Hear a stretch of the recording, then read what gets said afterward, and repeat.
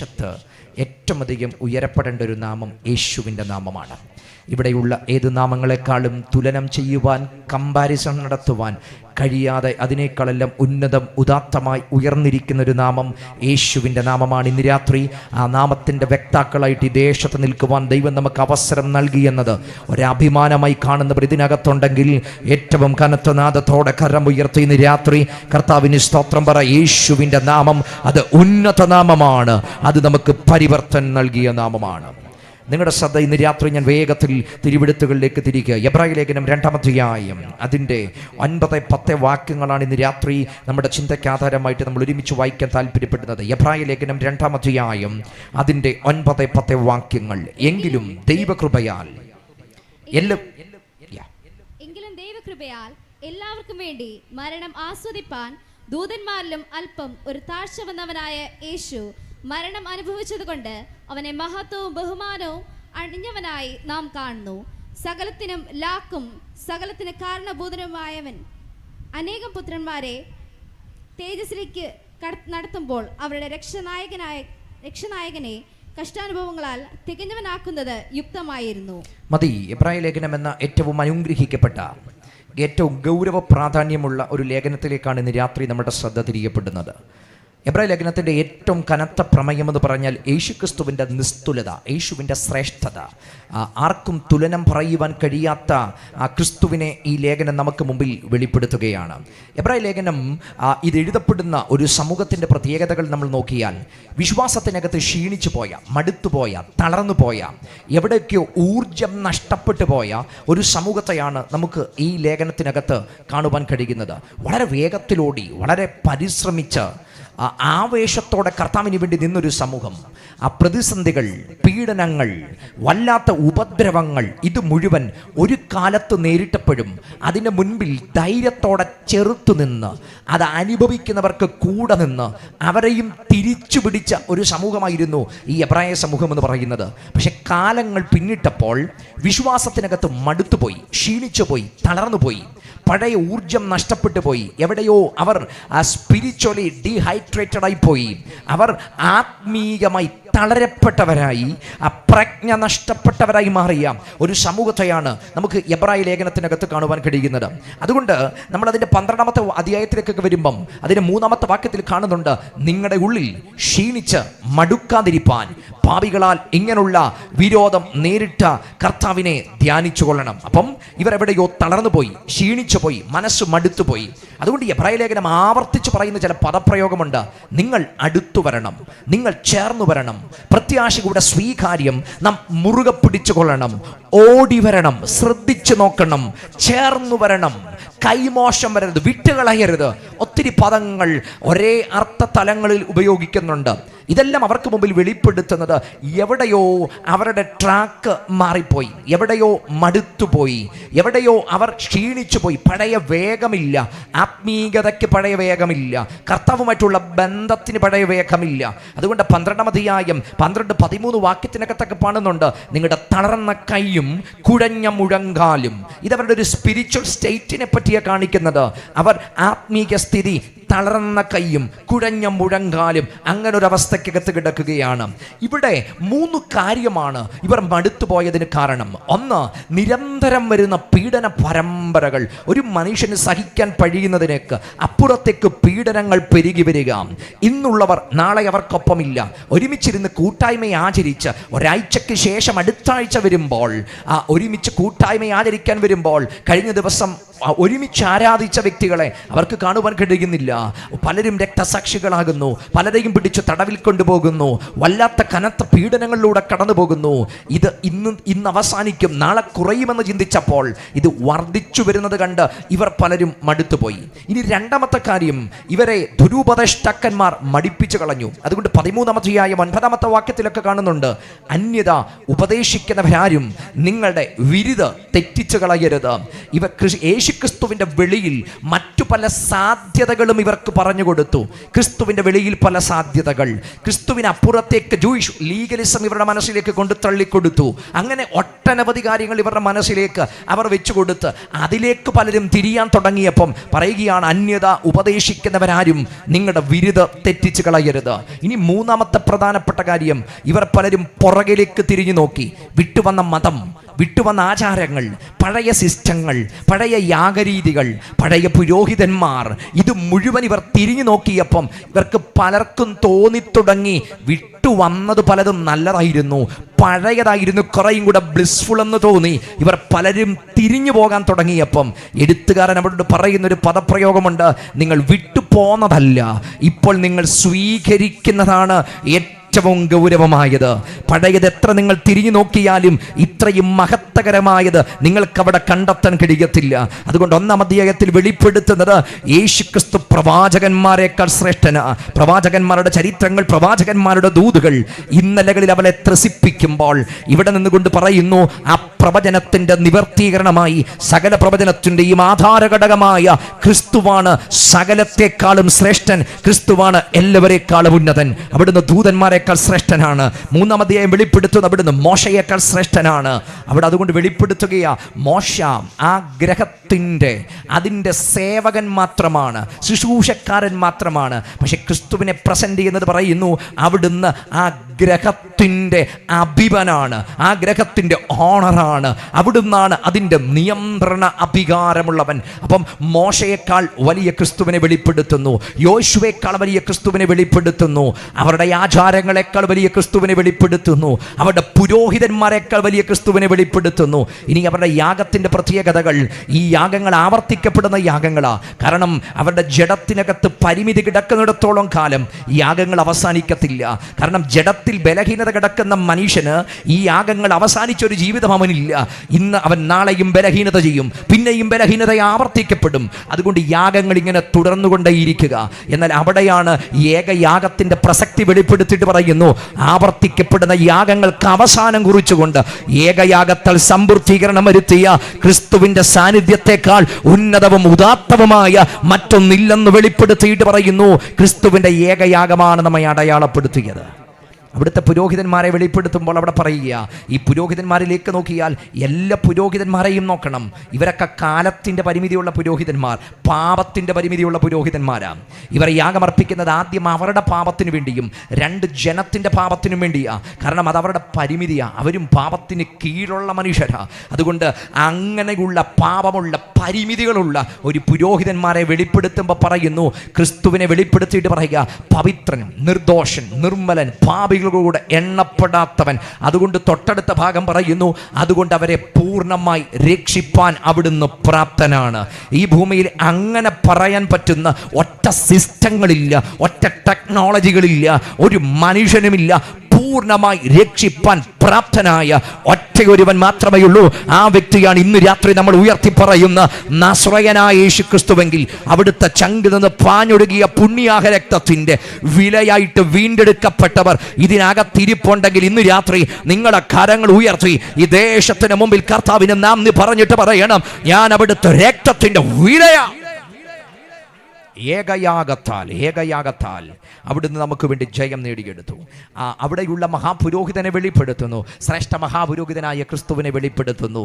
അങ്ങനെ ഒട്ടനവധി കാര്യങ്ങൾ, ദേവാലയത്തെക്കാൾ ശ്രേഷ്ഠനായ ക്രിസ്തു, ശലോമോനേക്കാൾ ശ്രേഷ്ഠനായ ക്രിസ്തു, അവരുടെ എല്ലാ ആചാര അനുഷ്ഠാനങ്ങളെക്കാൾ വലിയത് ക്രിസ്തു, അവർ ഏറ്റവും അധികം ഉയർത്തി പറയുന്ന ഒത്തിരി വ്യക്തിത്വങ്ങളുണ്ട്. ഇവരെ എല്ലാം നോക്കിയാൽ ഇവരെക്കാൾ എല്ലാം ഉന്നതനായ ക്രിസ്തു. അതുകൊണ്ട് 11-ാം അധ്യായത്തിനകത്ത് നിരയായിട്ട് പേരുകൾ പറഞ്ഞിട്ട് അവരുടെ വിശ്വാസത്തെ പറഞ്ഞിട്ട് വിശ്വാസത്തിൻ്റെ കാര്യങ്ങൾ പറഞ്ഞിട്ട് പറയുക, ഇതൊക്കെ ഏറ്റവും നല്ല മാതൃകകളാണ്. പക്ഷെ 12-ാം അധ്യായം തുടങ്ങുമ്പോൾ പറയുന്നു, വിശ്വാസത്തിൻ്റെ നായകനും പൂർത്തി വരുത്തുന്നവനുമായ യേശു ക്രിസ്തുവിനെ നോക്കുക. 3-ാം അധ്യായം അത് പറഞ്ഞു തുടങ്ങി. ഓൾറെഡി വിശുദ്ധ സഹോദരന്മാരെ, സ്വർഗീയ വിളിക്ക് ഓഹരിക്കാരായുള്ളവരെ, നാം സ്വീകരിച്ചു വരുന്ന അപ്പോസ്തലനും ശ്രേഷ്ഠ മഹാപുരോഹിതനുമായ യേശുവിനെ ശ്രദ്ധിച്ചു നോക്കുവിൻ. ശ്രദ്ധിച്ചു നോക്കാൻ പറയുന്നു. 12-ാം അധ്യായത്തിൽ നോക്കാൻ പറയുന്നു. 12:3 ധ്യാനിക്കാൻ പറയുന്നു. എന്ന് പറഞ്ഞാൽ ഇവിടെ ആത്മീക മടുപ്പുകൾ മാറാൻ, ക്ഷീണങ്ങൾ മാറാൻ, തളർച്ചകൾ മാറാൻ ഒരു കുറുക്കുവഴിയുമില്ല. വിശ്വാസത്തിന്റെ നായകനെ ധ്യാനിച്ചാൽ, ശ്രദ്ധിച്ചു നോക്കിയാൽ, അടുത്തു വന്നാൽ, മുറുകെ പിടിച്ചാൽ ഇന്ന് രാത്രി ആത്മജീവിതത്തിൽ ധൈര്യത്തോടെ മുന്നേറാൻ കഴിയുമെങ്കിൽ അതുകൊണ്ട് ഈ രാത്രി നമ്മൾ ആ ക്രിസ്തുവിനെ ഉയർത്തിയിട്ട് പറയുന്നു, ക്രിസ്തുവിനെ ധ്യാനിക്കുന്ന ഏതൊരുവനും ഒരു പുതിയ നിലവാരങ്ങളിൽ ആത്മീയത നയിക്കുവാൻ കഴിയും. ഞാൻ അത്രയും പറഞ്ഞ് 13-ാമത്തെ അധ്യായത്തിലെ ഒറ്റ ചിന്തയും കൂടെ പറഞ്ഞിട്ട് നമ്മൾ വായിച്ചിടത്തേക്ക് വരുമ്പോൾ താല്പര്യപ്പെടുകയാണ്. 13-ാം അധ്യായം അവസാനിക്കുക, കൺക്ലൂഡിങ് ചാപ്റ്റർ ആണ്. അതിനകത്ത് അവരെ നടത്തിയവരെ പറ്റി പറയുന്നു. നിങ്ങളെ നടത്തിയവരെ ഓർത്തുകൊള്ളണം, അവരുടെ ജീവകാവസാനം ഓർത്ത് അവരുടെ വിശ്വാസം നിങ്ങൾ അതിനെ അനുകരിക്കണം. അങ്ങനെ ഒത്തിരി കാര്യങ്ങൾ പറയുന്നു. കാരണം നടത്തിയവരെ ഓർക്കാൻ പറയുന്നു, ഇന്നലെ കൈപിടിച്ചവരെ ഓർക്കാൻ പറയുന്നു, വിശ്വാസ ദീപ്തിയിൽ നിങ്ങളെ ആനയിച്ചവരെ അവരെ ഓർക്കാൻ പറയുന്നു. ഒട്ടനവധി കാര്യങ്ങൾ പറയുക, നല്ല വിശ്വാസങ്ങൾ അനുകരിക്കാൻ പറയുന്നു. പക്ഷേ അത് ഒരു കാര്യം പറഞ്ഞു, ഇവരൊന്നും ചിരഞ്ജീവികളല്ല, ഇവരൊന്നും എന്നേക്കുമുള്ളവരല്ല. നിങ്ങളെ നടത്തിയവർ പലരും ഇന്ന് കണ്ടെന്നു വരത്തില്ല, നിങ്ങളെ നടത്തിയവർ പലരും നാളെ നിങ്ങളുടെ കൂടെയുണ്ടെന്ന് വരത്തില്ല. പക്ഷെ നടത്തിയവരെ പറ്റി പറഞ്ഞിട്ട് 8-ാമത്തെ വാക്യത്തിൽ പറയുന്നൊരു പദപ്രയോഗമുണ്ട്, യേശു ക്രിസ്തു ഇന്നലെയും ഇന്നും എന്നേക്കും അനന്യൻ തന്നെ എന്ന് പറഞ്ഞാൽ എന്നെ നടത്തിയവരും എൻ്റെ കൂടെ നിന്നവരും എൻ്റെ കൈപിടിച്ചവരും എന്നെ സഹായിച്ചവരും ഇന്നലെ എൻ്റെ കൂടെ നിന്നവരും പലരും നാളെ എൻ്റെ കൂടെ വരണമെന്നില്ല. പക്ഷെ അന്നേരവും ഒരിക്കലും മാറാത്ത, മറക്കാത്ത, മറയാത്ത ഒരുവനുണ്ട്. അതാണ് മരണത്താൽ മറയാത്ത മകൾ സ്നേഹപ്രഭയാൽ നമ്മെ സ്നേഹിച്ച ക്രിസ്തുവിന്റെ സ്നേഹം. അതിനോട് തുല്യം പറയുവാൻ, ആ മാറാത്ത കർത്താവിന്റെ സ്നേഹത്തോട് തുല്യം പറയാൻ ഉലകത്തിനകത്ത് മറ്റൊന്നുമില്ല. അതുകൊണ്ട് നടത്തിയവർ പലരും മാറിപ്പോകുമ്പോഴും മാറാത്തൊരു കർത്താവിനെ അനുധാവനം ചെയ്യാൻ ദൈവം നമുക്ക് അവസരം തന്നത്. യേശുക്രിസ്തു ഇന്നലെയും ഇന്നും എന്നേക്കും അനന്യൻ തന്നെ. ഇതാണ് എബ്രായ ലേഖനത്തിൻ്റെ ക്രിസ്തു കേന്ദ്രീകൃതമായ ഒരു സന്ദേശത്തിൻ്റെ പ്രധാന പ്രമേയം എന്ന് പറയുന്നത്. ഇനി ഞാൻ അതിൻ്റെ 2-ാം അധ്യായത്തിലേക്ക് നിങ്ങളുടെ ശ്രദ്ധ കൊണ്ടുവരികയാണ്. 2-ാം അധ്യായം ശരിക്കും 1-ാം അധ്യായത്തിനകത്ത് ദൂതന്മാരെ പറ്റി ഏറ്റവും ഗൗരവമായ ഒരു ഇൻട്രൊഡക്ഷനൊക്കെ പറഞ്ഞിട്ട് യേശുക്രിസ്തു ആരെന്നുള്ള വെളിപ്പെടുത്തൽ, അവിടുന്ന് തത്വത്തിൻ്റെ പ്രഭയും തേജസ്സിൻ്റെ പ്രഭയും തത്വത്തിൻ്റെ മുദ്രയും സകലത്തെയും തൻ്റെ ബലമുള്ള കരങ്ങളിൽ വഹിക്കുന്നവൻ ആദിയായ പദപ്രയോഗങ്ങൾ അങ്ങോട്ട് പറഞ്ഞു വന്ന് 1-ാം അധ്യായം അങ്ങോട്ട് പര്യവസാനിച്ചിട്ട് 2-ാം അധ്യായം തുടങ്ങുന്നത് വലിയൊരു മുന്നറിയിപ്പോടുകൂടെയാണ്. നമ്മൾ നല്ലൊരു ഹൈവേയിലൂടെ വേഗത്തിൽ യാത്ര ചെയ്യുകയാണ്, മനോഹരമായ ഒരു ഹൈവേയിലൂടെ യാത്ര ചെയ്യുകയാണ്. പക്ഷെ പൊടുതനവേ ഈ ഹൈവേയിൽ ഒരു ഭാഗത്ത് എത്തിയപ്പോൾ നമുക്ക് പെട്ടെന്നൊരു വാർണിംഗ് ബോർഡ് നമ്മുടെ കണ്ണിൽ കണ്ടു. ഇത്രയും നല്ല ഹൈവേയിൽ എന്തിനൊരു വാർണിംഗ് ബോർഡ് എന്ന് ചിന്തിച്ചാൽ ഒരു കാര്യം ഉറപ്പാണ്, വെറുതെ ഒരു വാർണിംഗ് ബോർഡ് വരത്തില്ല. അതിനപ്പുറത്തൊരു അപകടം ഉള്ളത് കൊണ്ട് മാത്രമാണ് ഒരു വാർണിംഗ് ബോർഡ് ഉയരുന്നത്. എത്ര നല്ല റോഡാണെങ്കിലും എത്ര നല്ല സാഹചര്യമാണെങ്കിലും വാർണിംഗ് ബോർഡ് എപ്പോഴും നമുക്ക് മുമ്പിൽ വെച്ചിരിക്കുന്നത് അല്പം കൂടെ കോഷ്യസ് ആയിട്ട് നമ്മൾ ആ യാത്രയെ കാണണമെന്നതിനാണ് ഈ വാർണിംഗ് ബോർഡ് നമ്മുടെ മുമ്പിൽ വെച്ചിരിക്കുന്നത്. അങ്ങനെയെങ്കിൽ പെട്ടെന്ന് എബ്രായ ലേഖനം മനോഹരമായിട്ട് അങ്ങോട്ട് പുരോഗമിച്ചിട്ട് 2-ാം അധ്യായം മുതൽ 6-ാമത്തെ അധ്യായം വരെ പ്രധാനമായ 5 വാണിങ്ങുകൾ അവരുടെ മനസ്സിലേക്ക് ഇട്ടുകൊടുക്കുകയാണ്. അതിൽ 1-ാമത്തെ വാണിംഗ് ആണ് 2-ാം അധ്യായം തുടങ്ങുമ്പോൾ അവിടെ പറയുന്നത്, അതുകൊണ്ട് നാം വല്ലപ്പോഴും ഒഴുകിപ്പോകാതിരിക്കേണ്ടതിന് കേട്ടത് അധികം ശ്രദ്ധയോടെ കരുതിക്കൊള്ളുവാൻ ആവശ്യമാകുന്നു. അവർക്ക് കൊടുക്കുന്ന 1-ാമത്തെ മുന്നറിയിപ്പാണ്, കേട്ടത് അധികം ശ്രദ്ധയോടെ കരുതിക്കൊള്ളുവാൻ ആവശ്യമാകുന്നു. നിങ്ങൾ ഒരിക്കലും ഡ്രിഫ്റ്റായി പോവരുത്, നിങ്ങൾ തെന്നിപ്പോവരുത്, നിങ്ങൾ മാറിപ്പോവരുത്. ഇതാണ് 2-ാം അധ്യായം പറയുന്ന മുന്നറിയിപ്പ്. എന്തുകൊണ്ട് ഈ സമൂഹത്തോട് ഇത് പറയുന്നു? കാരണം അവരെ ചൂണ്ടിക്കാണിക്കുന്നത് പഴയ നിയമത്തിലെ ഇസ്രായേലി സമൂഹത്തെ ചൂണ്ടിക്കാണിച്ചിട്ട് പറയുകയാണ്, ദൂതന്മാർ മുഖാന്തരം അരുളി ചെയ്ത വചനം സ്ഥിരമായിരിക്കുകയും ഓരോരോ ലംഘനത്തിനും അനുസരണക്കേടിനും ന്യായമായ പ്രതിഫലം ലഭിക്കുകയും ചെയ്തുവെങ്കിൽ, പഴയ നിയമത്തിലെ ആ ഒരു സമൂഹത്തെ ചൂണ്ടിക്കാണിച്ചിട്ട് പറയുകയാണ്, അവർ ചെയ്ത ലംഘനങ്ങൾക്ക് മുഴുവൻ ന്യായമായ പ്രതിഫലം അവർക്ക് ലഭിച്ചു. അർത്ഥാൽ അവർ ദൂതന്മാരിലൂടെ അല്ലെങ്കിൽ പ്രവാചകന്മാരിലൂടെ അരുളി ചെയ്ത ദൈവത്തിൻ്റെ വചനം അവർ സ്വീകരിക്കാത്തത് കൊണ്ട് ന്യായവിധി ആ ജനത്തിന്മേൽ വന്നു. അവർ ദൈവിക പർപ്പസിന് വെളിയിലായിപ്പോയി, ദൈവിക ഉദ്ദേശത്തിന് വെളിയിലായിപ്പോയി. വാഗ്ദത്ത കനാൻ അവർക്ക് പ്രാപിക്കാൻ പലർക്കും കഴിഞ്ഞില്ല. ഇത് വാണിംഗ് ആയിട്ട് തന്നിട്ട് പറയുകയാണ്, പ്രവാചകന്മാർ പറഞ്ഞത് കേട്ടത്, ദൂതന്മാരുടെ അരുളി ചെയ്തത് കേട്ടത്, ദൈവം ദൂത് കൈമാറിയവരിലൂടെ കൈമാറി കിട്ടിയത് പാലിക്കാൻ കഴിയാത്തവർക്ക്, കനാൻ അവകാശമാക്കാൻ കഴിഞ്ഞില്ലെങ്കിൽ മുന്നറിയിപ്പ് പുതിയ നിയമ വിശ്വാസിയുടെ മനസ്സിലേക്ക് കൊണ്ടെത്തിച്ചെന്നിട്ട് പറയുക, നാം കേട്ട വചനം ഒരു സാധാരണ വചനമല്ല. നാം കേട്ട വചനം ഒരു സാധാരണക്കാരൻ പറഞ്ഞ വചനവുമല്ല. പ്രവാചകന്മാരുടെ അരുളി ചെയ്ത വചനത്തിന് ദൈവം അത്രയും പ്രാധാന്യം കൊടുക്കുന്നെങ്കിൽ പുതിയ നിയമ വിശ്വാസികളോട് പറയുക, നാം കേട്ട വചനം ഒരു മനുഷ്യന്റെ വചനമല്ല, നാം കേട്ട വചനം കർത്താവ് താൻ പറഞ്ഞു തുടങ്ങിയതും. എന്ന് പറഞ്ഞാൽ നമ്മൾ കേട്ട ദൈവത്തിന്റെ വചനത്തിന്റെ പ്രത്യേകത അത് മനുഷ്യന്റെ വായിന്ന് പുറപ്പെട്ട വചനമല്ല, അത് സാക്ഷാൽ ദൈവത്തിന്റെ വായിന്ന് പുറപ്പെട്ട വചനമാണ്. ഒരു പുതിയ നിയമ വിശ്വാസി കേട്ട വചനമൊന്നും ഒരു സാധാരണ വാക്കുകളല്ല, അത് കേവലം ജ്ഞാനത്തിന്റെ വശീകരണ വാക്കുകളല്ല. ഇത് പുറപ്പെട്ടത് ദൈവത്തിന്റെ വായിന്ന് പുറപ്പെട്ട അത്ഭുത ശബ്ദമാണ് നമ്മൾ കേട്ടതെങ്കിൽ പ്രസക്തമാണ് പുതിയ നിയമ ആത്മീകത. പ്രസക്തമാണ് പുതിയ നിയമ ആത്മീകത എന്ന് പറയുന്നത്. കാരണം നമ്മൾ കേട്ടത് സാക്ഷാൽ കർത്താവിന്റെ ശബ്ദമാണ്. ഇനിയും അതിനെ ഉറപ്പാക്കിയത് എന്താ? തൊട്ടടുത്ത പദം പറയുന്നുണ്ട്, അത്ഭുതങ്ങളാലും അടയാളങ്ങളാലും അത്ഭുതങ്ങളാലും വിവിധ വീര്യപ്രവർത്തികളാലും. അപ്പം ഈ കർത്താവിൻ്റെ വായിന്ന് പുറപ്പെട്ടതിനെ അടയാളപ്പെടുത്തിയത് എന്താ? അത്ഭുതങ്ങൾ, അടയാളങ്ങൾ, വീര്യപ്രവർത്തികൾ അതിനെ അടയാളപ്പെടുത്തി. എന്ന് പറഞ്ഞാൽ പുതിയ നിയമവിശ്വാസിയോട് പറയുന്നു, നിങ്ങൾ കണ്ടവരല്ല, നിങ്ങൾ അനുഭവിച്ചവരാണ്. എന്താണ് നമ്മൾ വിശ്വസിക്കുന്ന ആത്മീയതയുടെ പ്രത്യേകത? കാണാനും കേൾക്കാനും മാത്രമുള്ളതല്ല ഈ ആത്മീയത, അനുഭവിച്ചതാണ് ഈ ആത്മീയതയുടെ ഏറ്റവും വലിയ പ്രത്യേകത. അതാണ് ക്രിസ്ത്യാനിത്വം സമൂഹത്തിന് മുമ്പിൽ വെച്ചു തരുന്നതും.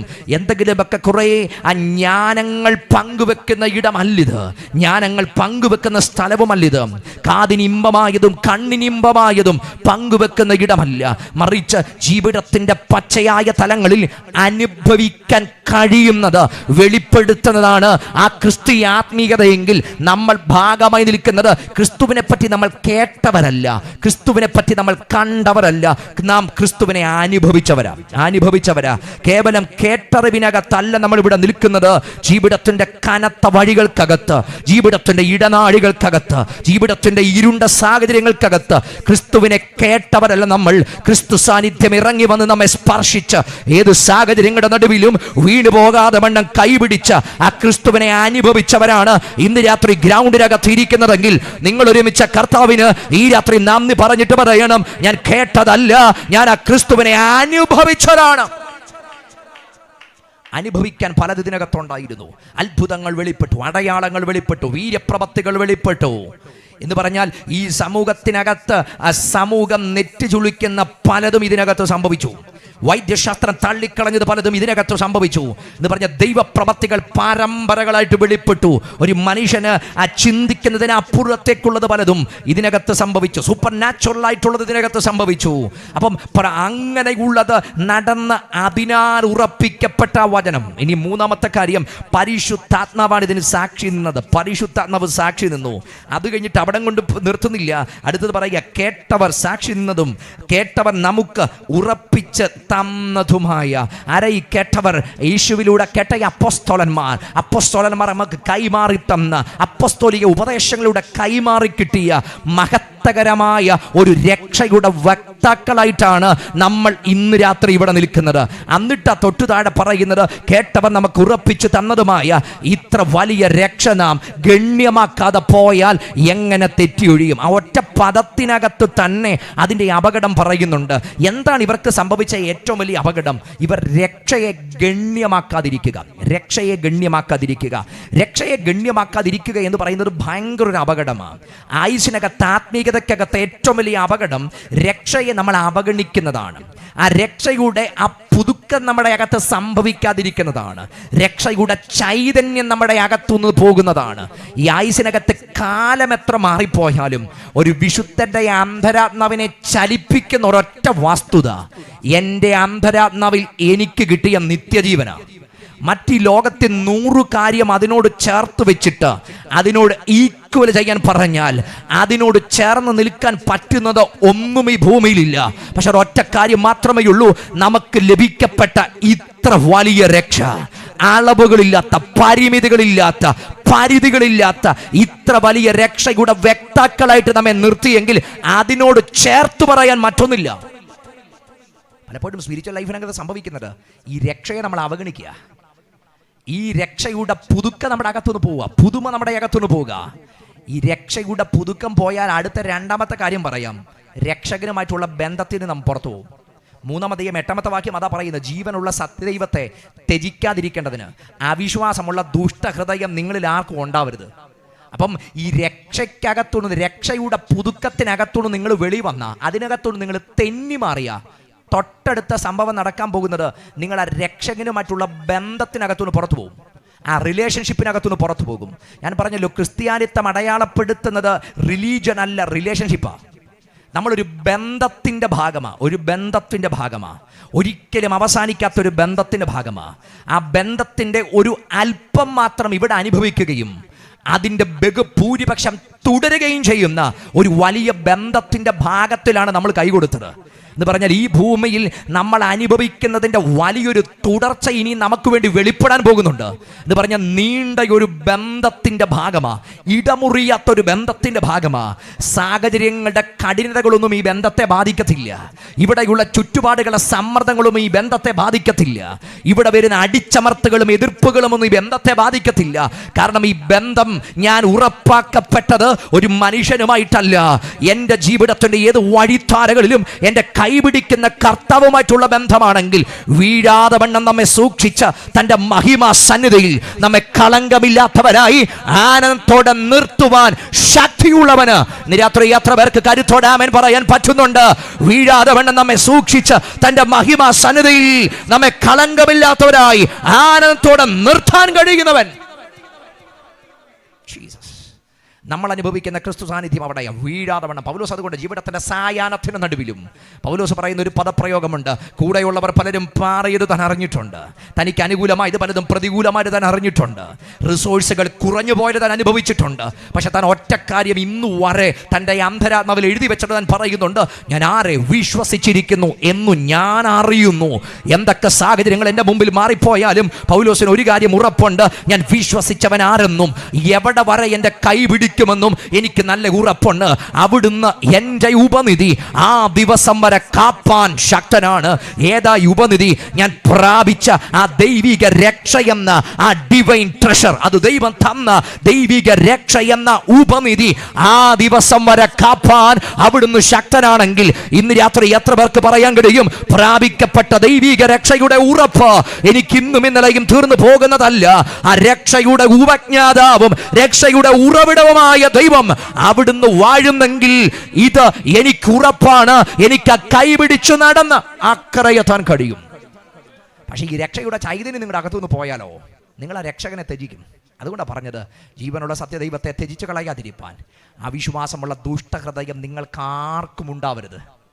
ഹൃദയ കാഠിന്യമാണ് ആത്മീയതയുടെ ഏറ്റവും വലിയ തടസ്സം. രക്ഷകനെയും രക്ഷയും തിരിച്ചറിയാൻ കഴിയാത്തതിൻ്റെ ഏറ്റവും വലിയ കാര്യം ഹൃദയകാഠിന്യമാണ്.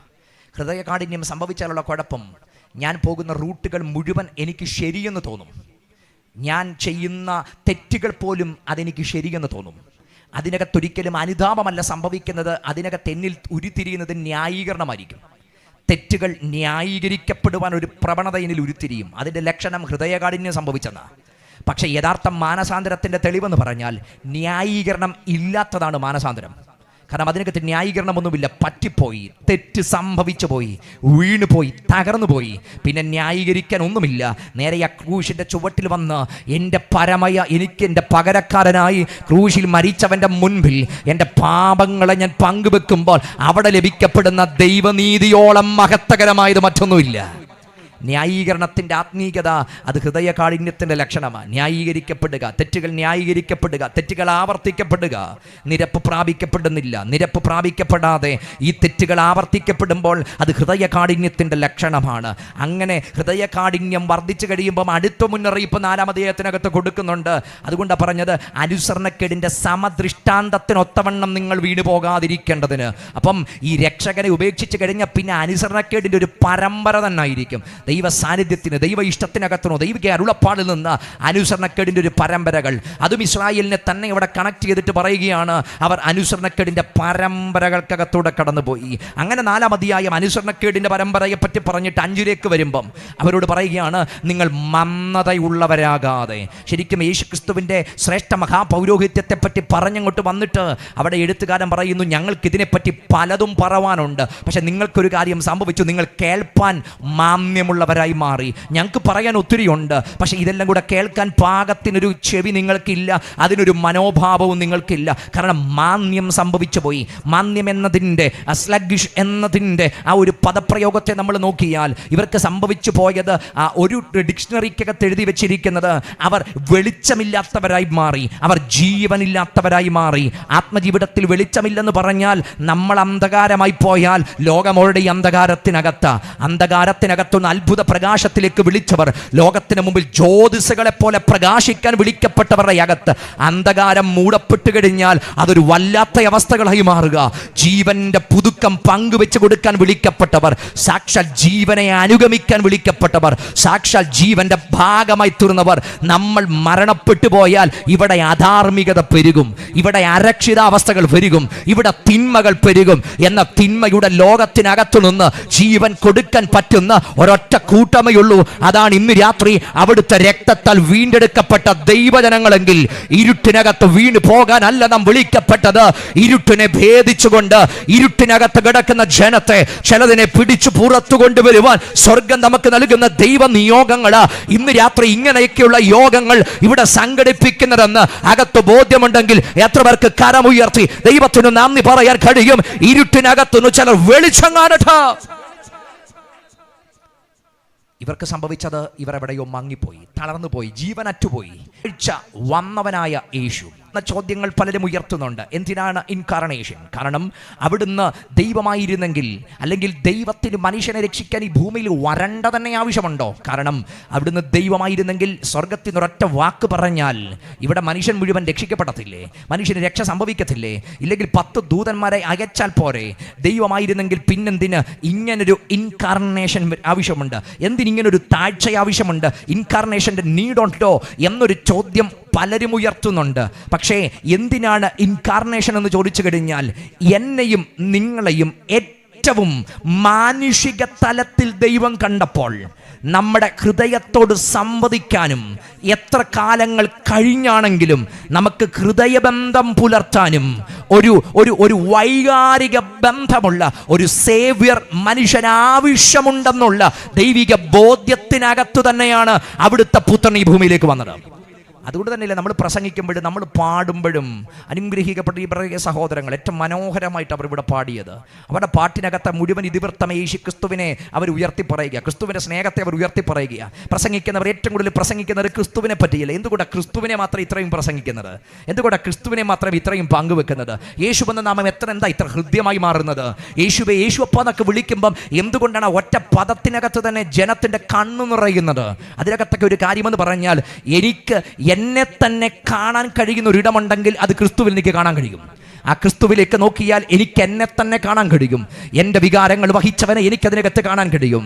എൻ്റെ ജീവിതത്തിൻ്റെ തകർച്ചയിലൂടെ ഞാൻ പോകുമ്പം അതിനേക്കാളും തകർച്ച അനുഭവിച്ച ക്രിസ്തുവിൻ്റെ ആ കഷ്ടാനുഭവങ്ങൾ എൻ്റെ അകത്ത് ജീവനായി വരിക.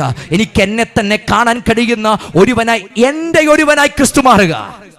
അതുകൊണ്ടാണ് അവിടുന്ന് തൻ്റെ പുത്രനെ അങ്ങനെ ഈ ഭൂമിയിലേക്ക് അയച്ചത്. അതിൻ്റെ ഒറ്റക്കാര്യം ഇവിടെ പറയുന്നത്, അവിടുന്ന് ദൂതന്മാരിലും ഒരല്പം താഴ്ച വന്നവനായി. അവിടുന്ന് ആരാണ്? ശരിക്കും ആ ദൈവികമായ കൺസെപ്റ്റുകളെ പറ്റി പൗലോസൊക്കെ പറയുന്ന പദപ്രയോഗങ്ങൾ നമ്മളൊന്ന് ശ്രദ്ധിക്കണം. ആര്യോപക കുന്നിനകത്ത് പൗലോസ് നടത്തിയ വിശ്വപ്രസിദ്ധമായ ഒരു പ്രസംഗങ്ങളുണ്ട്. അവിടെ ഏഥൻസ് എന്ന് പറയുന്ന പ്രൗഢഗംഭീരമായ താത്വിക സമൂഹങ്ങൾ, എപ്പിക്യൂര്യരും സ്റ്റോയിക്കരും തുടങ്ങിയുള്ള താത്വിക സമൂഹങ്ങൾ, അവർ ഏറ്റവും അധികം പ്രബലപ്പെട്ട് നിൽക്കുന്ന ഒരു കമ്മ്യൂണിറ്റി മുമ്പിൽ നിന്നുകൊണ്ട് വിശ്വപ്രസിദ്ധമായ ഒരു പ്രസംഗങ്ങൾ പൗലോസ് നടത്തുക. അവിടെ പറയുന്നു, ദൈവം ആരാണ്? അവിടുന്ന് സൃഷ്ടിയല്ല, സൃഷ്ടാവാണ്. അവിടുന്ന് കീഴടക്കപ്പെട്ടവനല്ല, സകലത്തെയും കീഴാക്കിയവനാണ്. അവിടുന്ന് ആരുടെയെങ്കിലും ഒക്കെ അധികാരത്താൽ ചലിക്കുന്നവനല്ല, എല്ലാവരും തൻ്റെ അധികാരത്താൽ ചലിക്കപ്പെടുന്നവനാണ്. അപ്പം ആ ദൈവം ആരെന്ന വെളിപ്പെടുത്തൽ അവിടെ നടത്തപ്പെടുത്തുകയാണ്. ദൈവത്തിൻ്റെ പ്രത്യേകത, അവിടുന്ന് സർവശക്തനാണ്, അവിടുന്ന് സർവവ്യാപിയാണ്, അവിടുന്ന് സർവജ്ഞാനിയാണ്, അവിടുന്ന് പരാപരനാണ്, അവിടുന്ന് സ്വയസ്ഥിതനാണ്, അവിടുന്ന് സത്തമനാണ്.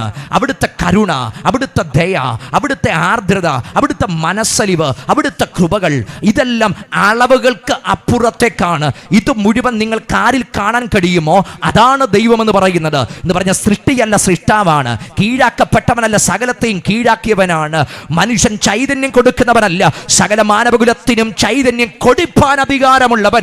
അതാണ് പൗലോസ് അവിടെ ദൈവമായി വെളിപ്പെടുത്തിയിട്ട് പറയുന്നു, എല്ലാവർക്കും കാരണഭൂതനായവൻ, എല്ലാത്തിൻ്റെയും കാരണഭൂതനായവൻ, എല്ലാറ്റിനെയും നയിക്കുന്നവൻ, എല്ലാത്തിനെയും നിയന്ത്രിക്കുന്നവൻ, എല്ലാത്തിൻ്റെയും ആധാരഘടകമായവനാണ് ദൈവം. അവിടുന്ന് എല്ലാത്തിൻ്റെയും കാരണഭൂതനാണ്. അവിടുത്തെ കാരണഭൂതനായിട്ട് ആരും ഇവിടെ ഇല്ല. അവിടുന്ന് എല്ലാത്തിൻ്റെയും കാരണഭൂതനാണ്. അതുകൊണ്ടാണ് നമ്മൾ കൊലോസ് ലേഖനവുമായിട്ടൊക്കെ ചേർത്ത് വെച്ച് പൗലോസിന്റെ ഏറ്റവും മനോഹരമായ ആ ക്രിസ്റ്റോളജിക്കൽ ഹിമ്മൊക്കെ നമ്മൾ വായിച്ചു നോക്കിയാൽ അവിടെ നമുക്ക് കാണാൻ കഴിയും, അവിടുന്ന് അദൃശ്യനായ ദൈവത്തിന്റെ പ്രതിമയും സർവ്വസൃഷ്ടിക്കും ആദ്യജാതനാകുന്നു. സൃഷ്ടിക്കപ്പെട്ടതും ആ സൃഷ്ടിക്കപ്പെടാനുള്ളതും സകലതും അവൻ മൂലവും അവിടുത്തേക്കുമായിട്ട് സൃഷ്ടിക്കപ്പെട്ടതാണ്. അപ്പം സകലതും അവിടുന്നാണ് അതിൻ്റെ ആധാരഭൂ എന്ന് പറയുന്നത്. അങ്ങനെ ആ ക്രിസ്തുവിനെ വെളിപ്പെടുത്തി വന്ന് എന്നിട്ട് പറയുക സകലതും തൻ്റെ സൃഷ്ടിയാണ്. ഇനി ദൂതന്മാരിലേക്ക് നോക്കിക്കേ, ഈ ദൂതന്മാർ പോലും അവിടുത്തെ സൃഷ്ടിയാണ്. ഈ ദൂതന്മാർ പോലും നിരന്തരം അവിടുത്തെ വാഴ്ത്തിപ്പാടുന്നവരാണ്. ദൈവത്തിൻ്റെ സൃഷ്ടിക്കകത്തുള്ളതാണ് ഈ ദൂതന്മാർ. പക്ഷെ മനുഷ്യൻ ദൈവത്തിൻ്റെ കൈവേലയാണ്. ഇവിടെയുള്ള സകല സൃഷ്ടിയും ദൈവത്തിൻ്റെ പരമാധികാരത്തിനകത്തുള്ളതാ. അതുകൊണ്ട് സങ്കീർത്തനങ്ങളൊക്കെ പറയുന്നത് ആകാശം ദൈവത്തിൻ്റെ മഹത്വത്തെ വർണ്ണിക്കുന്നു, ആകാശവിധാനം അതിൻ്റെ കൈവേലയെ പ്രസിദ്ധമാക്കുന്നു, പകൽ പകലിന് വാക്ക് പിടിക്കുന്നു, രാത്രി രാത്രിക്ക് അറിവ് കൊടുക്കുന്നു, ഭാഷണമില്ല, വാക്കുകളില്ല, ശബ്ദം കേൾപ്പാനുമില്ല, സകലതും അവിടുത്തെ മഹത്വത്തെ വർണ്ണിച്ചു കൊണ്ടിരിക്കുകയാ. എന്നാൽ ദൂതന്മാരെ അവിടുന്ന് നിർമ്മിച്ചു, ദൂതന്മാർ അവിടുത്തെ വാഴ്ത്തുന്നു. പക്ഷെ ഇതാ അവിടുന്ന് ഭൂമിയിൽ വന്നപ്പോൾ എഴുതി വെച്ചിരിക്കുകയാ, ദൂതന്മാരിലും അല്പം ഒരു താഴ്ച വന്നവനായി. അർത്ഥാൽ പദവി കുറച്ചു എന്നല്ല, അവിടുത്തേക്ക് താഴ്ച വന്നു പോയെന്നല്ല, എന്നോടൊപ്പം അനുരൂപ്യപ്പെടേണ്ടതിന് എൻ്റെ അവസ്ഥക്കകത്തേക്ക് എൻ്റെ കർത്താവ് വന്നപ്പോൾ അത് ദൂതന്മാരിലും അല്പം ഒരു താഴ്ച വന്നവനായി എന്നോട് അനുരൂപപ്പെടേണ്ടതിന് ആ ഒരവസ്ഥക്കകത്തേക്ക് അവിടുന്ന് ഇറങ്ങി വന്നു. അതുകൊണ്ട് 5-ാമത്തെ വാക്യത്തിലേക്ക് നോക്കിയാൽ അവിടെ നമ്മൾ കാണുന്ന ഒരു പദപ്രയോഗമുണ്ട്, എങ്ങനെയാണ് നമ്മെ സൃഷ്ടിച്ചത്. അതുകൊണ്ട് 6-ാമത്തെ വാക്യം പറയുന്നു, മനുഷ്യനെ നീ ഓർക്കേണ്ടതിന് അവിടുന്ന് എന്ത്, മനുഷ്യപുത്രനെ സന്ദർശിക്കേണ്ടതിന് അവൻ എന്തുമാത്രം, നീ അവനെ ദൂതന്മാരെക്കാൾ അല്പം മാത്രം താഴ്ത്തി, തേജസ്സും ബഹുമാനവും അവനെ അണിയിച്ചിരിക്കുന്നു. നമ്മെ എങ്ങനെ നിർമ്മിച്ചത്? ദൂതന്മാരെക്കാൾ ഒരു അല്പം മാത്രം താഴ്ത്തി, തേജസ്സും ബഹുമാനവും അണിയിക്കപ്പെട്ടവരായി നാം നിർമ്മിക്കപ്പെട്ടു. അങ്ങനെങ്കിൽ അങ്ങനെ നിർമ്മിക്കപ്പെട്ടവരെ രക്ഷിക്കാൻ അവിടുന്ന് ഈ ഭൂമിയിലേക്ക് വന്നപ്പം അവിടുന്നും ദൂതന്മാരിലും ഒരല്പം താഴ്ച വന്നവനായി. ഏതൊക്കെ മേഖലകളിൽ എന്നോട് സമനാകാൻ പറ്റുമോ, മനുഷ്യത്വത്തിൽ ഏതൊക്കെ മേഖലയിൽ എന്നോട് കണക്റ്റ് ആകാൻ പറ്റുമോ, ആ മേഖലയിൽ മുഴുവൻ എനിക്ക് കണക്റ്റ് ആകുന്ന ഒരുവനുണ്ടെങ്കിൽ ആ വ്യക്തിയാണ് ഇന്ന് രാത്രി ഞാൻ ഉയർത്തുന്ന നാസറയനായ യേശു എന്ന് പറയുന്നത്. ഏതൊക്കെ മേഖലകളിൽ എൻ്റെ ഹൃദയം കണക്റ്റ് ആകാൻ പറ്റുമോ അവിടെയൊക്കെ എനിക്ക് കണക്ഷൻ തരുന്ന ഒറ്റയാളേ ഉള്ളൂ. ആ വ്യക്തിയെ ഇന്ന് രാത്രി ഞാൻ ഉയർത്തുന്ന നാസറയനായ യേശു. ഹൃദയത്തിൽ എനിക്ക് ബന്ധമുറപ്പിക്കപ്പെടുന്ന, അതുകൊണ്ട് ദൂതന്മാരിലും ഒരല്പം താഴ്ച വന്നവനായ യേശു. അവിടുന്ന് താഴ്ചയിൽ വന്നത് എന്തിനു വേണ്ടിയാ? എനിക്കും നിങ്ങൾക്കും വേണ്ടിയാ, നമുക്ക് താതാത്മ്യപ്പെടാൻ വേണ്ടിയാ. അതുകൊണ്ടല്ലേ ജീവിതത്തിൻ്റെ ഏത് വഴികൾക്കകത്തൂടെ പോകുമ്പോഴും നമ്മുടെ ഏറ്റവും വലിയ ധൈര്യം എന്താണ്? നമ്മുടെ ഹൃദയത്തെ അറിയുന്ന ഒരുവൻ നമുക്ക് വേണ്ടിയുണ്ട്. നമ്മുടെ ഹൃദയത്തിൻ്റെ വികാരങ്ങളെയും വിചാരങ്ങളെയും അറിയുന്ന ഒരുവൻ നമുക്ക് വേണ്ടിയുണ്ട്. അപ്പോൾ അവിടുന്ന് നമുക്ക് വേണ്ടി അങ്ങനെ താഴ്ച വന്നു. ഞാൻ ഈ കാലങ്ങളിൽ മനസ്സിലാക്കിയ ഈ കാലഘട്ടത്തെ പറ്റി ഞാൻ മനസ്സിലാക്കിയൊരു 4 കാര്യങ്ങൾ സാധാരണ ഞാൻ പറയാറുണ്ട്. ഈ കാലഘട്ടത്തിൻ്റെ പ്രത്യേകത 4: A world of intelligence, A world of information, A world of influencers, A world of image. ഈ 4 പദത്തിൽ നമുക്ക് ഈ ലോകത്തെ ഇന്ന് മനസ്സിലാക്കാൻ പറ്റുന്നുണ്ട്. ഇത് ഇൻ്റലിജൻസിൻ്റെ ലോകമാണ്. ഒരു കാര്യം ചെയ്യുന്നു എന്നതല്ല വിഷയം, അതെത്ര ഇൻ്റലിജൻ്റ് ആയിട്ട് ചെയ്യുന്നു എന്നതാണ് വിഷയം.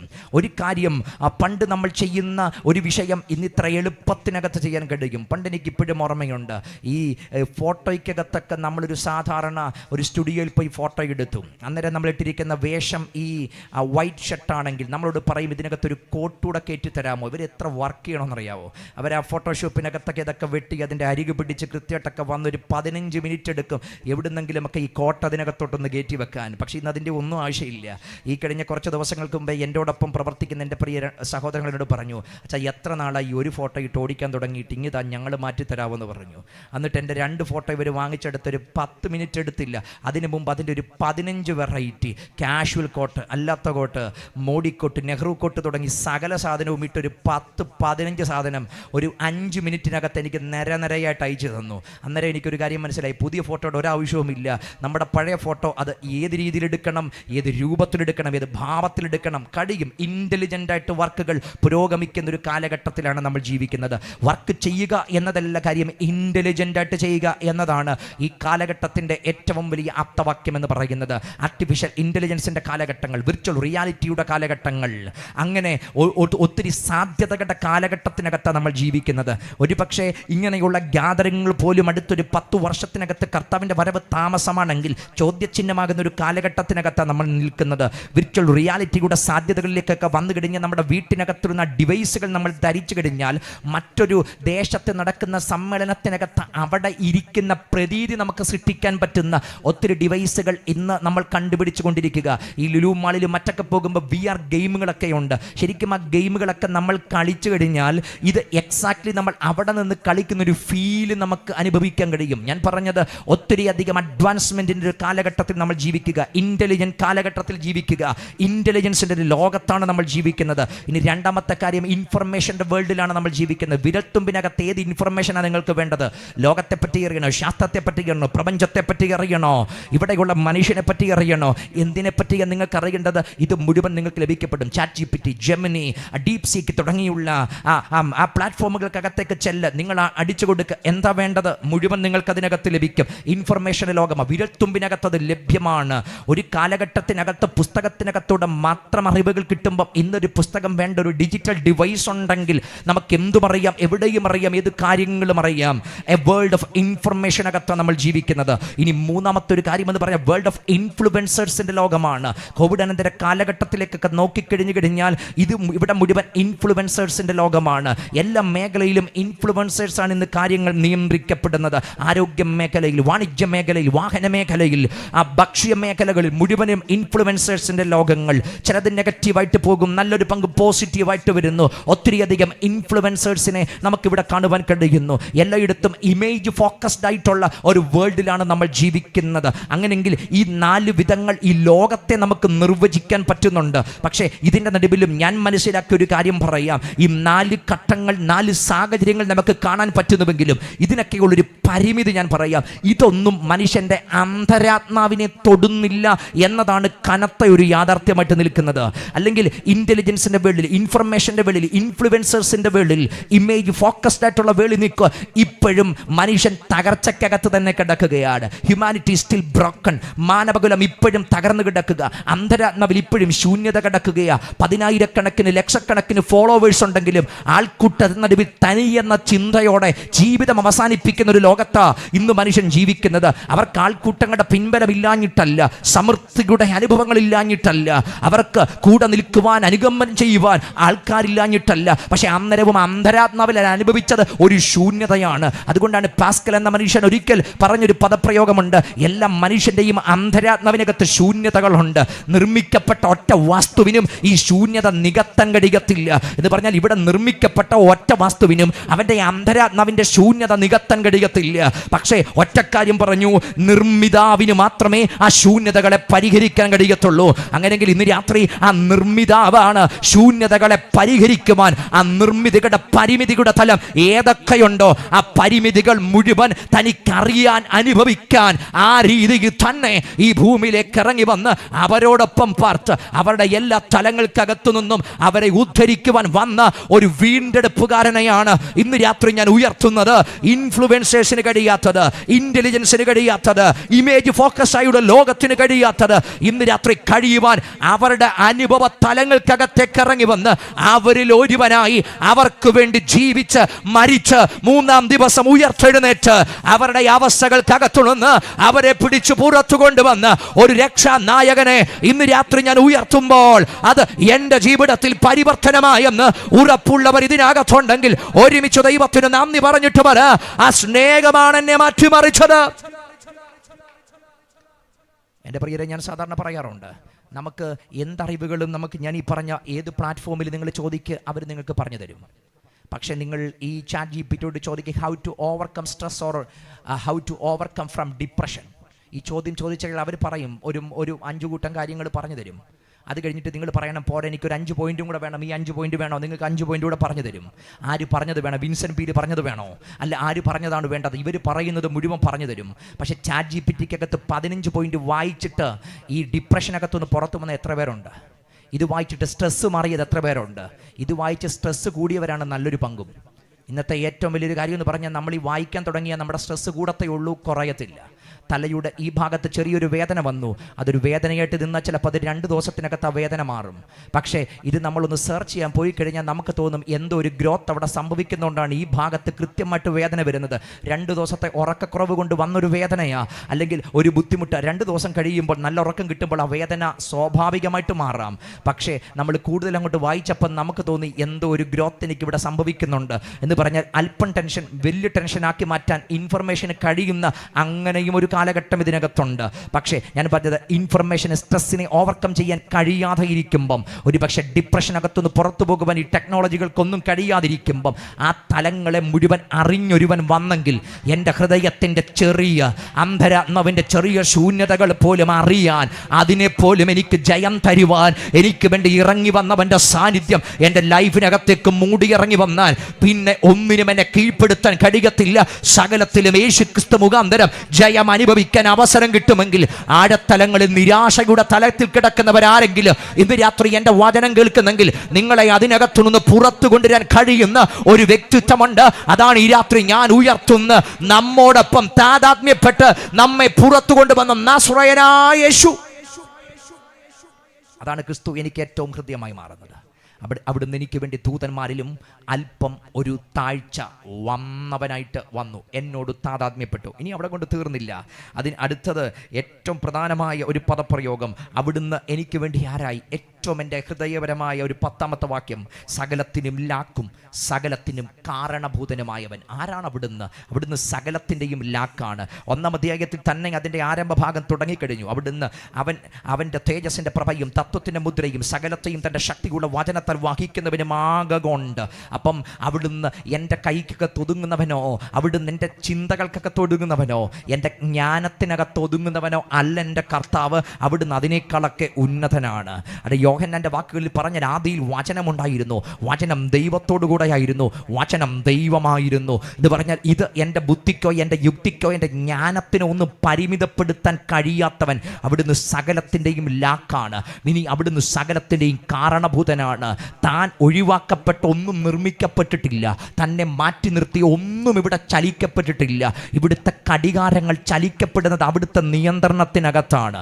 ഇവിടെയുള്ള ഗതിവിഗതികൾ നിയന്ത്രിക്കപ്പെടുന്നത് അവിടുത്തെ നിയന്ത്രണത്തിനകത്താണ്. ഈ പ്രകൃതികൾ ചലിക്കുന്നത് അവിടുത്തെ നിയന്ത്രണത്തിനകത്ത്. എന്നാൽ പറയുന്നു, സകലത്തിനും ലാക്കും സകലത്തിന് കാരണഭൂതനുമായവൻ എനിക്ക് വേണ്ടി എന്തായി തീർന്നു. അവിടെ പറയുന്നു, അനേകം പുത്രന്മാരെ തേജസ്സിലേക്ക് നടത്തുമ്പോൾ അവരുടെ രക്ഷാ നായകനെ കഷ്ടാനുഭവങ്ങളാൽ തികഞ്ഞവനാക്കുന്നത് യുക്തമായിരുന്നു. സംഭവിച്ചത്, അവിടുന്ന് എനിക്ക് പിതാവായി തീർന്നു. അവിടുന്ന് എനിക്ക് പിതാവായി തീർന്നു.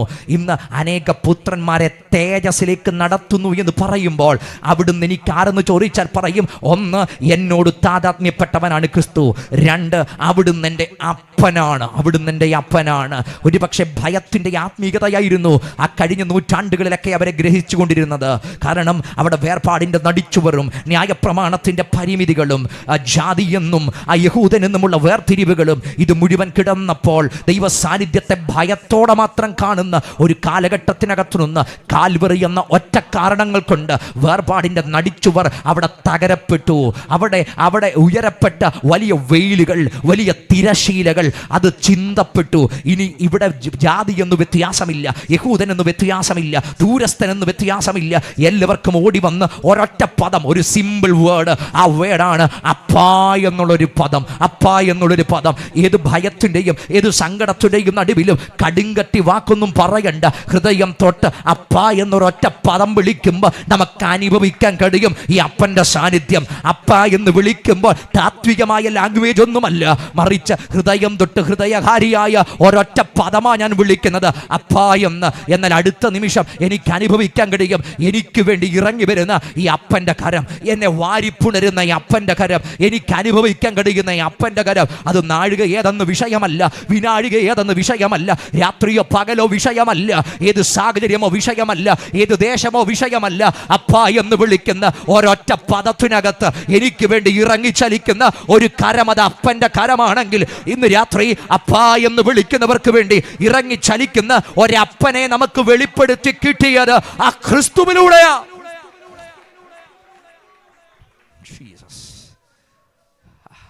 അതുകൊണ്ടാണ് ഭയരഹിതമായി ധൈര്യത്തോടെ ആ കൃപാസനത്തിലേക്ക് ഓടിച്ചെന്ന് അബ്ബ പിതാവ് എന്ന് വിളിക്കാൻ നമുക്ക് അവസരം കിട്ടിയെങ്കിൽ ഇത് നമുക്ക് ലഭിക്കപ്പെട്ടത് ക്രിസ്തുവിലൂടെയാ. അനേക പുത്രന്മാരെ ഞാനും നിങ്ങളും അതിൻ്റെ ഭാഗമാണ്, ആ ജനറേഷൻ്റെ ഭാഗമാണ്, ആ തലമുറയുടെ ഭാഗമാണ്. അവിടുന്ന് നമ്മെ ആനയിച്ച തലമുറയുടെ ഭാഗമായിട്ട് ഇന്ന് രാത്രി ഇരിക്കാൻ അവസരം ലഭിച്ചതിനേക്കാൾ ഈ ഭൂമിയിൽ മറ്റൊരു ഭാഗ്യമില്ല. സ്വർഗം എഴുതി വെച്ച ദിവ്യ കുടുംബത്തിൻ്റെ ഭാഗമാണ് നമ്മൾ. മറ്റൊന്നിലും നമുക്ക് പേര് പറയാനില്ല. ഒറ്റ കാര്യമാണ് നമ്മുടെ പ്രൗഡായിട്ട് പറയാനുള്ളത്, നമ്മൾ ദൈവത്തിൻ്റെ കുടുംബക്കാരാ. കാരണം അതുവരെ ഞാൻ അന്യനായിരുന്നു, അതുവരെ പരദേശിയായിരുന്നു, അതുവരെ ദൂരസ്ഥനായിരുന്നു, അതുവരെ ഞാൻ വല്ലാത്ത ആധിപത്യങ്ങളുടെ കീഴിലായിരുന്നു. പക്ഷെ ഒറ്റ നിമിഷം ക്രൂശിൻ്റെ ചുവട്ടി വന്നപ്പം അന്നേരം എൻ്റെ അഡ്രസ്സ് അങ്ങ് മാറ്റി. അതുവരെ എഴുതി വെച്ച മുഴുവൻ അഡ്രസ്സുകളും കൈയെഴുത്തുകളാൽ എനിക്ക് വിരോധമായത് മുഴുവൻ ക്രൂശിച്ചൊരിഞ്ഞ രക്തത്താൽ അവിടുന്ന് അങ്ങ് മായ്ച്ചു കളഞ്ഞപ്പോൾ അന്ന് എനിക്ക് പേര് കിട്ടി, ഞാൻ ദൈവത്തിൻ്റെ പൗരന്മാരാ, ഞാൻ സ്വർഗീയ കുടുംബക്കാരാ, ദൈവത്തിൻ്റെ സഹപൗരന്മാരാ, ദൈവത്തിന്റെ ഭവനക്കാരാ. ഇന്ന് രാത്രി ഇതിനേക്കാൾ വലിയ ഭാഗ്യമുണ്ടോ? ഞാൻ ദൈവത്തിന്റെ ഭവനക്കാരനാണ്, ഞാൻ ദൈവത്തിന്റെ ഭവനക്കാരനാ. ആയുസിൽ ഇന്ന് വരെ ഒരു മനുഷ്യർക്കും വെട്ടാൻ കഴിയാത്തൊരു പേരുണ്ടെങ്കിൽ ദൈവത്തിന്റെ ഭവനക്കാരൻ എന്നുള്ള പേരാ. ബാക്കി പേര് വെട്ടുന്ന ലോകത്തൊക്കെ നമ്മൾ ജീവിക്കുന്നത്, ഇഷ്ടം അല്ലെങ്കിൽ അന്നേരം വെട്ടിക്കളയും പേര്. പക്ഷെ പേര് വെട്ടാത്ത ഒറ്റ സ്ഥലമേ ഉള്ളൂ, ദൈവത്തിൻ്റെ കുടുംബത്തിനകത്തുനിന്ന്. ഈ ഭൂമിയിൽ എന്തൊക്കെ പ്രകമ്പനങ്ങൾ എവിടൊക്കെ സൃഷ്ടിക്കപ്പെട്ടാലും എൻ്റെ അപ്പൻ എൻ്റെ പേരെഴുതിയെങ്കിൽ ആ പേര് വെട്ടാൻ ലോകത്തിലെ ഒറ്റ ആൾക്കും പറ്റത്തില്ലെങ്കിൽ ആ ഹെവൻലി റെക്കോർഡിനകത്ത് അവിടുന്ന് എൻ്റെ പേരെഴുതി ആ സ്വർഗീയമായത് അനുഭവിക്കാൻ ഭാഗ്യം ലഭിച്ചെങ്കിൽ അതിനേക്കാൾ മഹത്തകരമായ ഒരനുഭവമില്ല. ഞാൻ സ്വർഗീയ പൗരനാ. മനുഷ്യരുടെ പ്രത്യേകത പറയാം. നമ്മുടെ ലൈഫിനകത്ത് എത്ര മാറ്റം വന്നാലും, പ്രത്യേകിച്ച് നമ്മുടെ കേരളത്തിൻ്റെയൊക്കെ കൾച്ചറിനകത്ത് നമ്മൾ നോക്കിക്കഴിഞ്ഞാൽ നമ്മൾ ഒരു 2-3 ജനറേഷൻ കഴിഞ്ഞ് ആ വ്യക്തി എത്ര മാന്യമായാലും ഇവർ ഒരു 4 തലമുറ പുറകിലേക്ക് ചിന്തിക്കും. അംഗീകരിക്കാത്തൊരു ലോകത്താണ് നമ്മൾ ജീവിക്കുന്നത്. ഒട്ടും അംഗീകരിക്കത്തില്ല.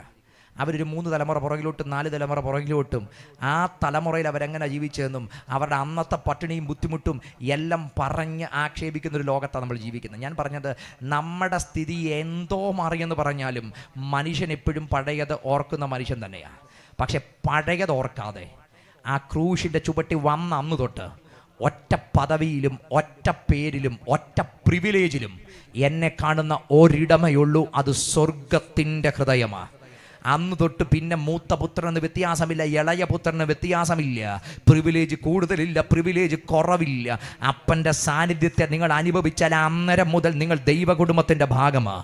നിങ്ങൾക്ക് വേണ്ടി അങ്ങനെ കരയുന്ന ഏത് മനുഷ്യന് വേണ്ടിയും ഒരുപോലെ ഇടപെടുന്ന ഒരു ഹെവൻലി ഫാമിലിക്കകത്ത് ദൈവം എന്നെ അംഗമാക്കി തീർത്തെങ്കിൽ അതിനേക്കാൾ വലിയ ഭാഗ്യം വേറെ ഏതാ ഉള്ളത്? ഞാൻ ദൈവത്തിൻ്റെ കുടുംബക്കാരനാണ്. അപ്പം എനിക്കൊരപ്പനുണ്ട്. ഇനി അടുത്തത്, ഈ അപ്പൻ എനിക്ക് വേണ്ടി എന്താ ചെയ്യുന്നത്? അതാണ് ഈ 2 ഭാഗത്തും എഴുതപ്പെട്ട ഭാഗമാണ്. ആദ്യ ഭാഗത്ത് പറയുന്നു, അവരുടെ രക്ഷാനായകൻ കഷ്ടാനുഭവങ്ങളാൽ തികഞ്ഞവനാകുന്നു. അടുത്തത്, ഈ ദൂതന്മാരിലും അല്പം താഴ്ച വന്നവനായ യേശു മരണമനുഭവിച്ചത് കൊണ്ട്. മറ്റൊരു ഭാഗത്ത് പറയുന്നു, യേശു മരണം ആസ്വദിപ്പാൻ വേണ്ടി അവിടുന്ന് മരണം ആസ്വദിച്ചത് കൊണ്ടാണ് നമ്മുടെ ലൈഫ് ഇത്രയും പരിവർത്തനം വന്നത്. അവിടെ എഴുതി വെച്ചത് മരണം അല്ലെങ്കിൽ മരണം കടന്നുപോയെന്നല്ല, മരണം അവിടുന്ന് ആസ്വദിച്ചെന്നാണ്. ശരിക്കും യേശുവിൻ്റെ മരണമൊക്കെ ആസ്വദിക്കാൻ പറ്റുന്നൊരു മരണമാണോ? ഒരിക്കലുമല്ല. അത് അങ്ങനെ ആസ്വദിക്കാൻ പറ്റുന്നൊരു മരണമല്ല. എല്ലാ കുരിശു മരണം തന്നെ ഹൊറിബിളാണ്. ഒരുപക്ഷെ റോമക്കാരൊക്കെ ഏറ്റവും മൃഗീയമായി ചെയ്യുന്ന ആ ക്രൂശ് മരണം അതുതന്നെ ഹൊറിബിളാണ്. പക്ഷേ അങ്ങനെ ഹൊറിബിളായ ഒരു മരണത്തിന് മുൻപ് എല്ലാവരെയും യേശുവിനെ അടിച്ച് തകർത്തതുപോലൊന്നും അടിച്ചു തകർക്കത്തില്ല. പക്ഷെ പീലാത്തോസിൻ്റെ മനസ്സിൻ്റെ കോണിൽ എവിടെയോ രക്ഷിക്കണമെന്നൊരാഗ്രഹം കൂടെ കിടക്കുന്നത് കൊണ്ട് അത്രയും അടിച്ചു തകർക്കപ്പെട്ടു. ഇത്രയും അടിച്ചു തകർക്കപ്പെട്ടിട്ട് ആ ക്രൂശ് മേന്തിക്കൊണ്ട് അവിടെ പോയി ആ രക്തം മുഴുവൻ വാർത്തൊലിയപ്പെട്ട് ഏറ്റവും അവസാനം ബാക്കി കിടക്കുന്ന രക്തവും ഹൃദയത്തിലേക്ക് പമ്പ് ചെയ്യുന്നത് പോലും ബുദ്ധിമുട്ടായി. ശ്വാസം പോലും എടുക്കാൻ കഴിയാതെ ഒരു മാംസക്കഷ്ണം അവിടെ തൂങ്ങിക്കിടക്കുമ്പോൾ, അങ്ങാടിയിൽ ഇറച്ചി കഷ്ണം തൂങ്ങിക്കിടക്കുന്നത് പോലെ ഒരു മാംസക്കഷ്ണം അവിടെ തൂങ്ങിക്കിടക്കുമ്പോൾ ഇതത്ര എളുപ്പമാണോ എന്ന് ചോദിച്ചാൽ ഒട്ടും എളുപ്പമല്ല. ഇത് ആസ്വദിക്കാൻ പറ്റുമോ? ഇല്ല. തലയിൽ അടിച്ചിറക്കിയിരിക്കുന്ന മുൾക്കിരീടങ്ങൾ, അതിൻ്റെ വേദനകൾ, വല്ലാത്ത പ്രതിബന്ധങ്ങൾ, ഇത് മുഴുവൻ കടന്നു പോകുമ്പോൾ ആസ്വദിക്കാൻ പറ്റുമോ? കഴിയില്ല. പക്ഷേ ക്രിസ്തു അത് ആസ്വദിച്ചതിന് ഒരൊറ്റ കാര്യം മാത്രമേ ഉള്ളൂ. അത് യെശയ്യാ പ്രവാചകൻ എഴുതി വെച്ചിട്ടുണ്ട്. അവിടുന്ന് ഒരു സന്തതിയെ കണ്ടു. അവിടുന്ന് ഒരു സന്തതിയെ കണ്ടു. മനസ്സോടെ ശാപമരത്തിൽ കയറി ഇത് മുഴുവൻ അവിടുന്ന് അനുഭവിച്ചത് എന്തിനാ? ഒരു സന്തതിയെ കണ്ടുകൊണ്ട്. ഇന്ന് രാത്രി ഏതാ സന്തതി? ഇതിനകത്തിരിക്കുന്ന ഞാനും നിങ്ങളും ആ ദൈവത്തിൻ്റെ സന്തതിയുടെ ഭാഗമാണെങ്കിൽ നമ്മെ കണ്ടുകൊണ്ട് നമുക്ക് വേണ്ടി അവിടുന്ന് ഈ ശാപം മുഴുവൻ വഹിച്ചുകൊണ്ട് അവിടുന്ന് ക്രൂശിന്മേൽ കയറി ഈ മനസ്സോടെ ഇത് മുഴുവൻ സഹിക്കപ്പെട്ടെങ്കിൽ ഇന്ന് രാത്രി നമ്മൾ മാന്യരാകേണ്ടതിന്, നമ്മൾ തേജസ്സിൽ വസിക്കേണ്ടതിന് അവിടുന്ന് താഴ്ച വന്നവനായി ഭാവിച്ചത് ഇന്ന് രാത്രി എൻ്റെ മാന്യതയാണെന്ന് ചിന്തിക്കുന്നവർ ഇതിനകത്തുണ്ടെങ്കിൽ ആ രക്ഷാ നായകന് ഈ രാത്രി നന്ദി പറഞ്ഞിട്ട് പറയണം, അവിടുന്ന് തകർക്കപ്പെട്ടതാണ് എൻ്റെ മാന്യത. ഞാൻ പറഞ്ഞല്ലോ, ഇന്ന് എനിക്കൊരു പേര് കിട്ടി. ആ പേരെന്താ? സമ്പന്നൻ എന്നൊരു പേരെനിക്ക് കിട്ടി. പക്ഷേ എനിക്ക് സമ്പന്നത വന്നതിനൊരു കാരണമുണ്ട്. അതവിടെ തന്നെ എഴുതി വെച്ചിട്ടുണ്ട്.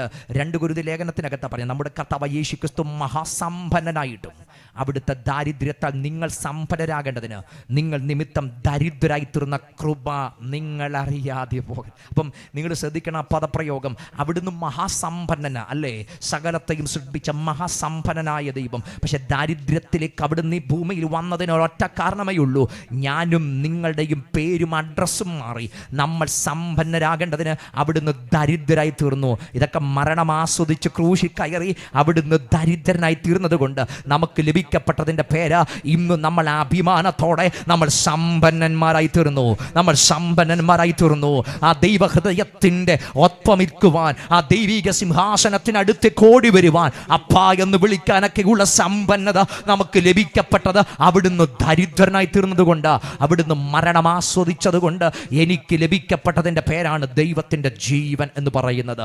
ഇനിയും അപ്പോൾ ഒന്നാമത്തെ കാര്യം, എന്തുകൊണ്ട് ഞാൻ ക്രിസ്തുവിനെ ഏറ്റവും അധികം അനുഭവിച്ചറിയുന്നു? അവിടുന്ന് എന്നോട് താതാത്മ്യപ്പെട്ടു. ദൂതന്മാരിലും അല്പം ഒരു താഴ്ച വന്നവനായി എന്നോട് താതാത്മ്യപ്പെട്ടു. രണ്ടാമത്തെ കാര്യം, അവിടുന്ന് എൻ്റെ പിതാവാണ്. അവിടുന്ന് എൻ്റെ രക്ഷാ നായകനാണ്. ഇനി മൂന്നാമത്തെ കാര്യം പറയാം. അതിൻ്റെ താഴേക്ക് വരുമ്പോൾ 14ാമത്തെ വാക്യം, ശരിക്കും ഇൻകാർണേഷൻ എന്തിനെന്ന് ഒരൊറ്റ പ്രയോഗം പറഞ്ഞാൽ 14ാമത്തെ വാക്യം പറയാൻ കഴിയും. മക്കൾ ജഡരക്തങ്ങളോട് കൂടിയവരാകൊണ്ട് അവനും അവരെ പോലെ ജഡരക്തങ്ങളോട് കൂടിയവനായി. എന്തിനാ എൻ്റെ കർത്താവ് ജഡവും രക്തവുമുള്ളൊരു ശരീരം തന്നെ എടുത്തത്? അവിടുന്ന് ഒരു ഫാൻറ്റം ടൈപ്പായിട്ടുള്ള ഒരു അനുഭവത്തിലല്ല എൻ്റെ കർത്താവ് വന്നത്.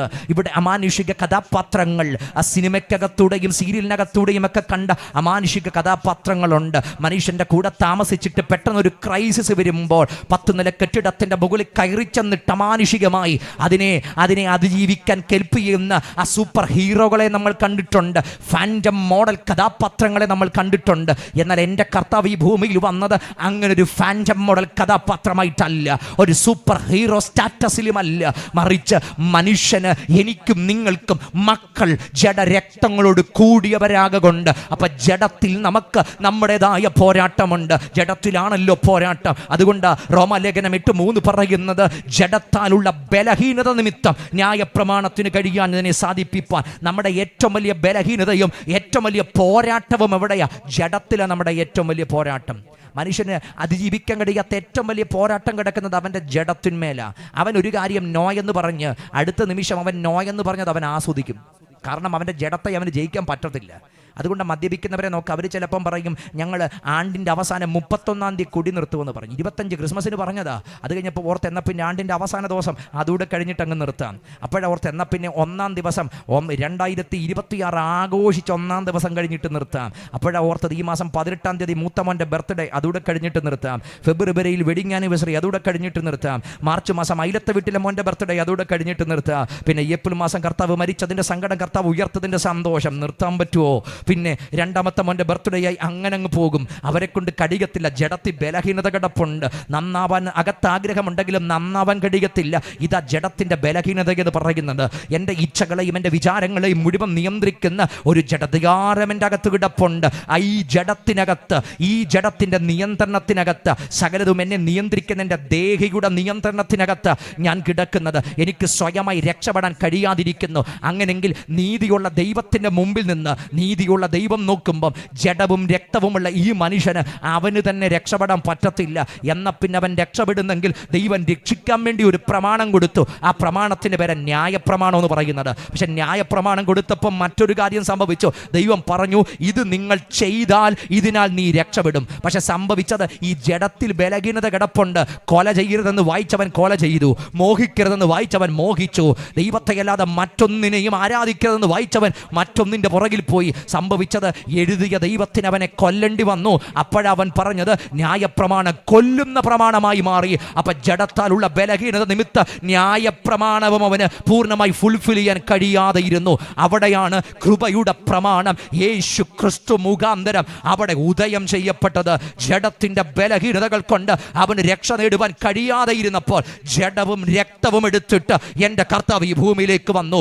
എവിടെയാണോ മനുഷ്യന്റെ പോരാട്ടം കിടക്കുന്നത്, എവിടെയാണോ അവന്റെ പരിമിതി കിടക്കുന്നത്, എവിടെയാണോ അവൻ തോറ്റുപോയത്, എവിടെയാണോ അവന് ശിക്ഷ വരുന്നത്, ആ ശിക്ഷ മുഴുവൻ ഏറ്റെടുക്കുവാൻ ജഡവും രക്തവും ഉള്ളവനായി അവിടുന്ന് ഈ ഭൂമിയിൽ വരിക മാത്രമല്ല, പാപത്തിന്റെ അധികാരിയായ പിശാചിനെ, മരണത്തിന്റെ അധികാരിയായ പിശാചിനെ തൻ്റെ മരണത്താൽ നീക്കി മരണഭീതിയിലായിരിക്കുന്നവർക്ക് അവിടുന്ന് ജയം നൽകിയെങ്കിൽ ജഡവും രക്തവും എടുത്ത് അവിടുന്ന് ഈ ഭൂമിയിൽ വന്നത് നമ്മുടെ ജയത്തിന് വേണ്ടിയാ.